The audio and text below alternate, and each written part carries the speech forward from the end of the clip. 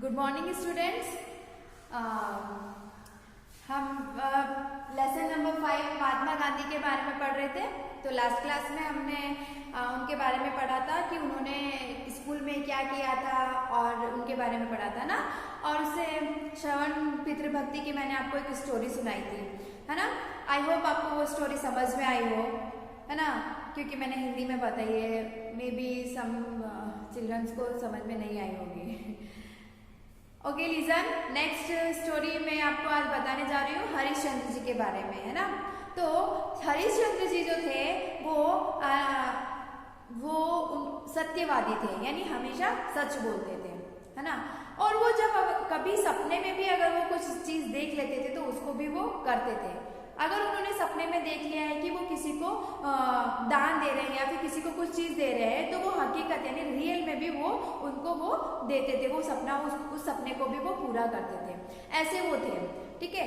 तो क्या होता है कि वो सत्यवादी थे, उनकी जो ये सत्य प्रियता थी, तो उसके लिए उसकी परीक्षा करने, उनका एग्जाम लेने के लिए जो भगवान है इंद्रदेव मतलब विश्वामित्र जी जो थे वो आते हैं धरती पर और उनके एग्जाम लेने के लिए आते हैं। एक दिन क्या होता है, उनकी पत्नी थी तारामती और उनका एक पुत्र भी था, उनका एक बेटा भी था। तो वो बहुत बड़े राजा थे, एक राजा थे।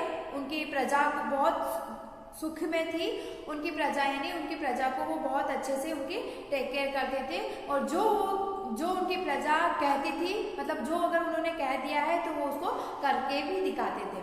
तो एक दिन क्या होता है कि वो रात को सो रहे थे, तो उनको सपना आया। उनको सपने में दिखाई दिया कि कोई ब्राह्मण आए हैं जिन्होंने उनको दान में अपना राज्य मांगा है ना। और उन्होंने उस राज्य को उनको दे दिया, ठीक है। तो वो सपना देखा उन्होंने, तो उन्होंने सपना देखा और वो उठ गए। उन्होंने सपना जो देखा था वो उनका सच भी हुआ।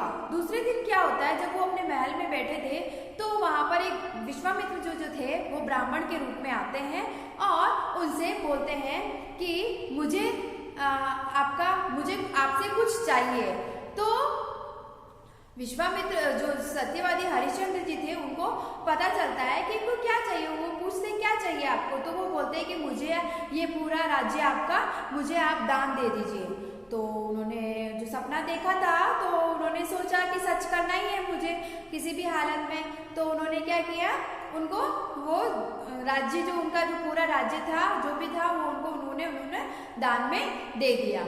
लेकिन फिर विश्वामित्र जी ने तो सोचा था कि ये इनका राज्य दान नहीं करेंगे, लेकिन उन्होंने बिना सोचे समझे राज्य अपना पूरा उनको दान में दे दिया था। फिर बाद में विश्वामित्र जी उनको बोलते हैं कि आपने मुझे दान तो दे दिया, लेकिन एक रस्म होती है कि दान देने के बाद में दक्षिणा भी देनी पड़ती है ना। तो फिर विश्वामित्र जी बोलते हैं कि आपने मुझे दान तो दे दिया है, पर मुझे गुरु दक्षिणा भी चाहिए। दक्षिणा में आप मुझे क्या देंगे? तो बोलते हैं कि आपको क्या चाहिए बोलिए, आपको मैं दक्षिणा भी दूंगा। तो वो बोलते हैं कि मुझे मोहरे चाहिए, सोने की मोहरे चाहिए। तो जो राजा जो थे वो सत्यवादी राजा हरिश्चंद्र जो थे वो अपने सैनिकों को बोलते हैं कि जाओ और उनको मोहरे लाके दे दो। लेकिन विश्वामित्र जी क्या बोलते हैं कि आप क्यों अपने राज्य के जो कोष में से आप ना अपना ये दान दक्षिणा देंगे मुझे? आपने तो पहले ही ऑलरेडी आपने ये सब राज्य है जो आपकी धन संपत्ति है वो सब आपने मुझे दान कर दिए, तो ये सब मेरी हुई, तो आप मेरे दान में से आप क्यों आप देंगे? आप नहीं दे सकते। मतलब उन्होंने जो अपना जो सारा राज्य था, उनकी जितनी भी संपत्ति थी वो क्या किया था, उन्होंने दान दे दिया था। तो अब उनके पास तो कुछ नहीं रहा, तो उसमें से तो वो दे ही नहीं सकते थे। तो विश्वामित्र जी ने जब उनको ऐसे बोला तो फिर राजा सोचते हैं कि हाँ ये बात तो सही है कि इन्होंने मैंने तो इनको राज्य पूरा दान में दे दिया, तो मैं नहीं दे सकता इसमें से। तो फिर राजा हरिश्चंद्र जी बोले कि फिर विश्वामित्र जी कहते हैं कि अगर आपने मुझे दान दक्षिणा नहीं दी तो मैं आपको श्राप दे दूंगा, यानी श्राप दे दूंगा। ऐसा बोला तो श्राप दे दूंगा और आप जलकर भस्म हो जाओगे यहीं पर ही। लेकिन तो राजा जो हरिश्चंद्र जी थे उनको अपने श्राप से मतलब अपने श्राप से भस्म होने का डर नहीं था। उनको ये डर था कि मैं उनको दक्षिणा कैसे दूँ, मेरा तो सारा राज्यभार मैंने दान कर दिया। तो उस समय क्या हुआ, फिर उन्होंने उनसे बोला, विश्वामित्र जी सोचने लगे कि अब तो ये अपनी हार मान लेगा, यानी हार स्वीकार कर लेगा। लेकिन उन्होंने क्या किया, उन विश्वामित्र जी से कहा कि मुझे आप थोड़े दिन का टाइम दीजिए, मैं आपको दक्षिणा आपको दे दूंगा, मैं किसी भी तरीके से लाकर आपको दे दूंगा। तो विश्वामित्र जी ने कहा ठीक है, आपको मैंने टाइम दिया, आप मुझे लाके देना। तो उसी समय राजा हरिश्चंद्र जी अपनी पत्नी और बच्चे के साथ में महल से निकल जाते हैं। वहाँ पर वहाँ उस जमाने में क्या होता था कि लोग अपने आप को बेच देते थे। तो उस समय क्या था, उनके पास कुछ भी नहीं था, इसलिए उन्होंने क्या किया, उन्होंने राजा हरिश्चंद्र जी जो थे उन्होंने अपने आप को बाजार में जाकर अपने आप को बेच दिया। और उनसे जो उन्होंने किसको बेचा, वहाँ पर एक आदमी था, मतलब कि जो शमशान जहाँ पर हम जिनकी डेथ हो जाती है हम उनको दफनाते हैं, जलाने के लिए जाते हैं ना, तो उस जगह का जो मालिक था उसने उसको खरीद लिया था, उसने उसको परचेज कर लिया था, मतलब खरीद लिया था। तो उसके बाद क्या होता है कि जो उसने उसको खरीद लिया था तो वो उसके साथ चला जाता है, राजा हरिश्चंद्र उनके साथ चले जाते हैं। और जो रानी जो थी तारामती अपने बेटे के साथ में अकेली पड़ जाती है। तो फिर वो क्या करती है कि वो भी कहीं किसी के घर में झाड़ू पोछा और बर्तन साफ करने का, खाना बनाने का काम कर लेती है और अपने बेटे का पालन पोषण करती है। तो जब राजा हरिश्चंद्र अपने आप को बेचकर चले जाते हैं और उनसे उनको जो मनी मिलता है, जो भी सिक्के मुद्राएं मिलती है, वो उनको दक्षिणा में और विश्वामित्र जी को दे देते हैं और विश्वामित्र जी अपनी दक्षिणा लेके चले जाते हैं। लेकिन उसके बाद क्या, उन्होंने तो अपने आप को बेच दिया था ना, तो इसलिए जो शमशान घाट का जो मालिक था उसने उनको बोला था, राजा हरिश्चंद्र जी को वो कहते हैं कि आपको हमेशा यहाँ पर पहरेदारी करनी है और जो भी शव आएगा, यानी जो डेड बॉडी होती है वो आएगा, उसे आपको कर लेना है, यानी टैक्स लेना है, पैसे लेने हैं, और तभी आप उनको यहाँ पर जलाने की अनुमति दे सकते हैं, यानी परमिशन दे सकते हैं। तो उनका यही काम था, नाइट में उनका यही काम था। तो वो क्या करते थे, जो भी वहाँ पर आते थे उनसे कर लेते थे, टैक्स लेते थे, पैसे लेते थे, और यही उनका डेली रूटीन का था। और उधर उनकी तारामती जो उनकी वाइफ थी वो किसी एक सेठ के यहाँ पर व्यापारी, यानी जो बिजनेसमैन था, उनके यहाँ पर काम करती थी और अपने बेटे का पालन पोषण करती थी। एक दिन क्या होता है कि उनका बेटा, जो तारामती का जो बेटा था, वो खेल रहा था आंगन में। खेलते खेलते एक बार वो सांप आ जाता है और सांप उसको डस लेता है, काट लेता है। काटने के बाद उसके बेटे की मृत्यु हो जाती है, यानी उसकी डेथ हो जाती है। अब क्या करे, तारामती के पास तो पैसे भी नहीं थे। तो तारामती अपने बेटे को लेकर जाती है कि उसका मैं अंतिम संस्कार कर दूं, दाह संस्कार करने के लिए वो लेकर जाती है, शमशान घाट में लेकर जाती है।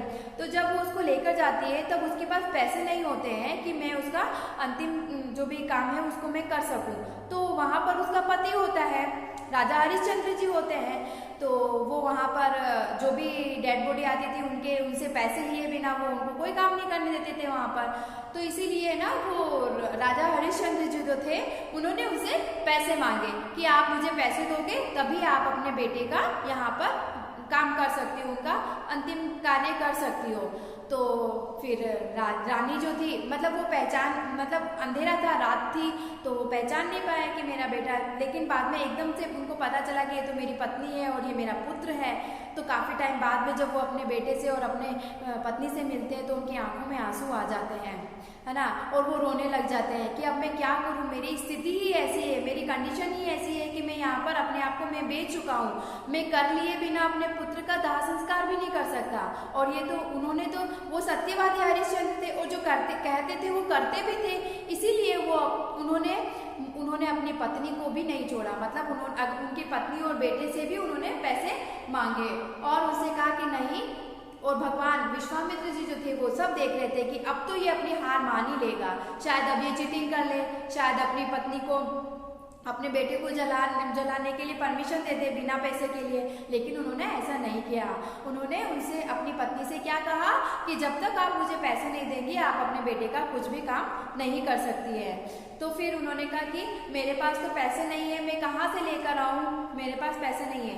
तो फिर उसके बाद उन्होंने, राजा हरिश्चंद्र जो थे, कोई बात नहीं, आप अपनी साड़ी का पल्लू फाड़ कर मुझे दे दीजिए, वही मैं अपने जो से अपना मालिक है उनको बोल दूंगा कि ये आपने कर के बदले में, पैसे के बदले में ये दिया है। तो जैसे ही वो अपना साड़ी का पल्लू काटने लगती है कि विश्वामित्र जी आ जाते हैं, प्रकट हो जाते हैं और उनकी इस परीक्षा से, एग्जाम से सब पास खुश हो जाते हैं कि उन्होंने अपनी एग्जाम पूरी की। यानी मतलब उनके पास कितने भी संकट आए, इतनी मतलब प्रॉब्लम्स आई, उनको मुसीबतें आई, ट्रबल्स का सामना करना पड़ा, कितनी सारी मुसीबतों का सामना करना पड़ा, लेकिन फिर भी उन्होंने अपने सत्य का, यानी सच का साथ नहीं छोड़ा, है ना। फिर उसके बाद जो भगवान आए और उन्होंने उनको माफ कर दिया, जो उनका बेटा था उनको भी उन्होंने जीवित कर दिया और उनका जो भी राज्य बाहर था सारा उनको वापस उनको दे दिया। उनकी परीक्षा से वो खुश हो गए। तो मतलब जो सत्यवादी हरिश्चंद्र, राजा सत्यवादी हरिश्चंद्र जो थे वो क्या थे, वो बहुत अपने वो हमेशा सच बोलते थे और सच का साथ ही देते थे। उनके ऊपर कितने भी संकट आ गए, यानी कितनी भी प्रॉब्लम्स आ गए, कितनी भी ट्रबल्स आए, लेकिन उन्होंने कभी सच का साथ नहीं छोड़ा। तो इस स्टोरी यानी इस कहानी को सुनकर, पढ़कर महात्मा गांधी के जीवन पर बहुत बड़ा प्रभाव पड़ा और उन्होंने फिर बाद में निश्चय किया, उन्होंने डिसाइड किया कि वो भी कभी झूठ नहीं बोलेंगे और हमेशा सच का साथ देंगे और सच्चाई के रास्ते पर ही चलेंगे, है ना। और इसी के बाद से वो एक सत्य तपस्वी बने। ओके। और उसके बाद क्या होता है कि एक और घटना है गांधी जी के जीवन का, एक और इंसिडेंस है जो मैं आपको अब एक्सप्लेन करती हूँ, जो आपके बुक में लिखा हुआ है। गांधी जी के भाई ने 25 रुपया कर्ज लिया था। कर्ज लेना यानी लोन लेना, कर्ज का मतलब है लोन लेना, ऋण लेना, है ना। कर्ज का मतलब क्या होता है, ऋण। ऋण होता है जिसको हम कहते हैं लोन। ओके। सो गांधी जी के भाई ने क्या किया था, किसी से 25 रुपए का लोन लिया था, यानी 25 रुपीज का लोन लिया था। भाई के हाथ के सोने के कड़े से 1 तोला सोना काटकर कर्ज चुकाया। फिर उन्होंने क्या किया था, मतलब उनके भाई ने कर्ज लिया था, लोन लिया था, तो उस लोन को चुकाने के लिए उनके पास पैसे नहीं थे, तो इसीलिए उन्होंने क्या किया, उन्होंने चोरी की। क्या चोरी की, उनके जो भाई का जो कड़ा था, ब्रेसलेट था गोल्ड का, उस गोल्ड के ब्रेसलेट में से थोड़ा सा गोल्ड काट करके उन्होंने उसको मतलब चोरी की और उससे अपना उनका जो ये लोन था वो उसको चुका दिया था। गांधी जी को इस चोरी के काम से बहुत दुख हुआ। उन्होंने चोरी तो कर ली, लेकिन उनको उसके बाद में बहुत दुख हुआ, उनको फील हुआ, यानी गिल्ट फील हुआ कि मैंने चोरी की है। तो उन्होंने क्या किया, निश्चय किया कि भविष्य में वे कभी चोरी नहीं करेंगे। इस घटना मतलब उन्होंने सोचा कि मैंने चोरी तो कर ली, लेकिन ये बहुत बुरी बात है, गलत काम है, इसलिए मैं कभी चोरी नहीं करूंगा। उन्होंने ये डिसाइड किया। पिता से माफी मांगने की बात सोची। उन्होंने सोचा कि मैं पापा से माफी मांगू, यानी सॉरी बोलूं, पर उनकी हिम्मत नहीं हुई, उनके पिताजी के सामने जाने की हिम्मत नहीं हुई और सारी घटना पत्र में लिखकर गांधी ने पिता से सजा मांगी। उन्होंने पत्र में लिखकर उनसे क्या माफी, सजा मांगी। क्या मांगी थी, सजा मांगी, माफी नहीं मांगी, उन्होंने सजा मांगी।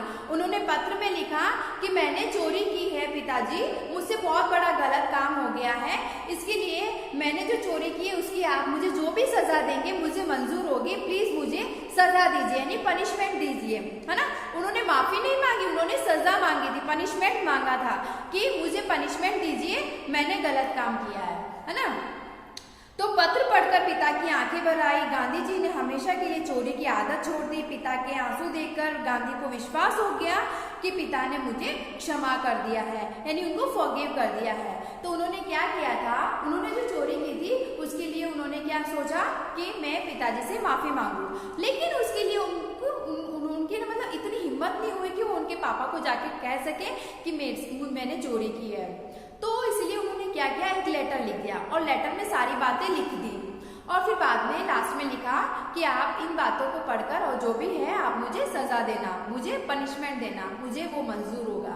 लेकिन उस पत्र को पढ़कर, लेटर को पढ़कर उनके पिताजी जो थे रोने लगे। उन्हें उनकी आंखों में आंसू आ गए कि मेरे बेटे ने कम से कम एटलीस्ट अपनी गलती को स्वीकार तो किया, यानी एक्सेप्ट किया उन्होंने, है ना, कि मैंने गलत काम किया है। तो बच्चों हमसे भी कभी कोई गलती हो जाती है, जाने अनजाने में हमसे भी कभी कोई गलती हो जाती है, लेकिन उस गलती को छुपाना बहुत बुरी बात होती है।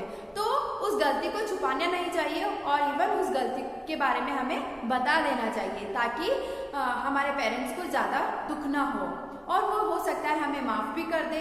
तो उनको पता चलने से पहले ही हम अगर उनको बता दें कि हमसे ये बहुत बड़ी गलती हो गई, तो वो शायद हो सकता है आपको माफ़ भी कर दे, फॉरगिव कर दे। लेकिन अगर आपने उनको नहीं बताया और बाद में किसी और से उनको पता चलता है ना, तो उनको बहुत हर्ट होता है। तो इसीलिए क्या करना चाहिए, हमें अपनी गलती को स्वीकार कर लेना चाहिए और टाइम से पहले ही हमें उस गलती की माफ़ी मांग लेनी चाहिए, है ना। और पहली बात तो हमें ऐसा कोई काम करना ही नहीं चाहिए कि हमें किसी से माफ़ी मांगनी पड़े, है ना। सो हमें कभी भी कोई गलत काम नहीं करना है जिससे हमें लाइफ में आगे किसी से माफ़ी मांगनी पड़े, है ना। गलत काम कैसे, जैसे कभी झूठ नहीं बोलना है, कभी चोरी नहीं करना है, अपने पेरेंट्स से कभी झूठ नहीं बोलना है, कभी चोरी नहीं करनी, कोई गलत काम करना ही नहीं है ना। गांधी जी ने जो गलत काम किया था तो उनको फील हुआ, उसके बाद उन्होंने सॉरी भी मांगा और उनसे सॉरी लेटर में उन्होंने उनसे सजा मांगी और उसको पढ़कर उनके पिताजी की आंखों में आंसू आ गए, जिसको देखकर उन्होंने सोच लिया कि उनके पिताजी ने उनको माफ कर दिया है। अहिंसा, सत्य और धर्म के दृढ़ निश्चय ने गांधी को महात्मा बनाया, यानी जो वो हमेशा सत्य बोलते थे, धर्म के रास्ते पर चलते थे, और इसी दृढ़ निश्चय ने उनको क्या किया, आगे महात्मा बनाया। ओके चिल्ड्रन, आई होप आपको स्टोरी समझ में आई हो राजा हरिश्चंद्र जी की और श्रवण पितृभक्त की। सो चिल्ड्रन, मैं आपको इससे रिलेटेड आपको क्वेश्चंस दूंगी, क्लास वर्क दूंगी जो आपको क्लास वर्क में कंप्लीट करना है, और जो वर्कशीट है वो आपको होमवर्क में करना है। Okay, thank you.